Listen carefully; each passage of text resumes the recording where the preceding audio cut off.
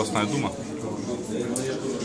То, что касается Крыма, то есть полностью разделяю те действия, которые сделаны были российским правительством. Вот это решение Совета Федерации о том, что разрешить президенту рекомендовать ввести войска в тот момент, когда проводились вот эти все акции, то есть еще до референдума, то есть вот, против вот этой нелегитимной власти, потому что в любом случае то есть действующий президент, может один, которого избирали, то есть легитимно, который избрал народ. То есть та система, которая там была, когда ультранационалисты захватили, это неправильно.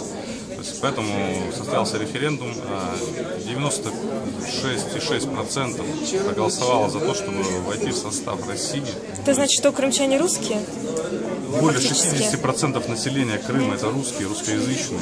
В любом случае, то есть мы должны были защищать наших сограждан, тех, кто имеет отношение к русским. А готовы оказать сами поддержку крымчанам? У нас сейчас акция такая планируется. Содействие вообще максимально готовы оказывать во всех видах, которые возможно.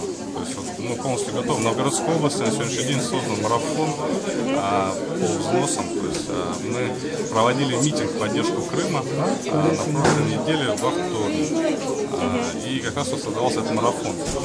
Откликнулись люди, да? Поддержали? Конечно, конечно. У нас изначально был митинг заявлен на 3000 человек, но пришло значительно больше. Больше? То есть, конечно. Даже там считали, там было больше 5, по-моему, тысяч, там, даже 7 тысяч, по-моему. Очень много народу пришло.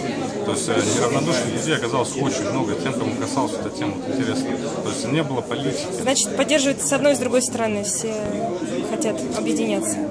Все в этот момент объединились просто все фракции, все партии, то есть все неравнодушные люди, просто жители Новгородской области, новгородцы с районов приезжали люди, чтобы поддержать. То есть все за то, чтобы все было нормально. Все, кто живет на Крыму.